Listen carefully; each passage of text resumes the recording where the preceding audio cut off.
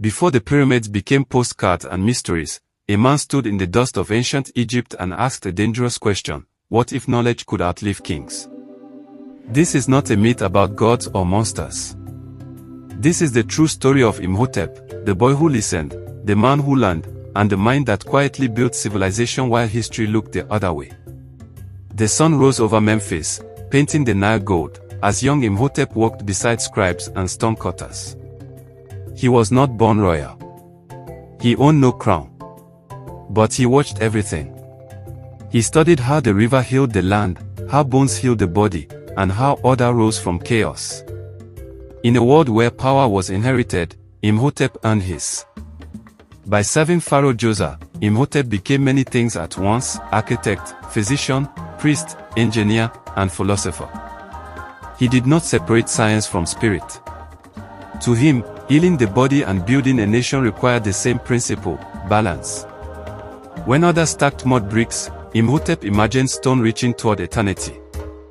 The step pyramid of Saqqara was not just a tomb, it was a statement that African minds could bend nature without breaking it. When disease struck, Imhotep observed before he prayed. He wrote case by case, symptom by symptom, creating what scholars now recognize as the foundation of clinical medicine. No magic spells.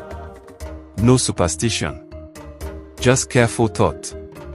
Thousands of years later, modern doctors would unknowingly echo his methods. Imhotep taught that knowledge must serve people, not ego. He trained scribes, advised rulers, and designed systems that fed cities and stabilized power. Long after his death, Egyptians deified him, not because he claimed godhood, but because his ideas refused to die. Temples were built in his name, and the sick traveled far, hoping wisdom would heal them. Then came silence. Foreign rulers arrived. Libraries burned. Stories shifted. Greek writers praised Egyptian knowledge, but slowly changed the names. Over time, the African source faded, while the achievements remained. Imhotep became a footnote, then a whisper, then a mystery. Yet clues remained carved in stone and papyrus.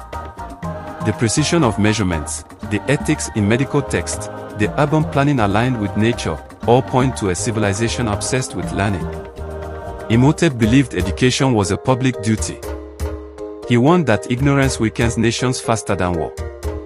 To him, literacy was infrastructure. Knowledge was defense. Wisdom was wealth.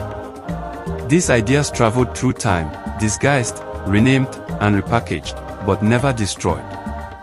Every hospital chart, every skyscraper blueprint, every scientific method carries a shadow of his thinking, even when his name is absent. Here is the uncomfortable truth. The foundations of architecture, medicine, and organized knowledge were not imported into Africa. They were exported from it. Long before Europe woke from its dark ages, African minds were measuring stars, studying anatomy, and designing cities that still stand. Imhotep's story is not just history. It is a mirror. If one African mind could shape the ancient world without modern tools, what could millions do today with education, memory, and confidence restored?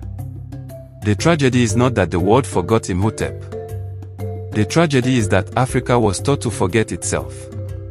Remembering Imhotep is not pride, it is permission to build again, think again, and claim ownership of African genius without apology, fear, or borrowed validation.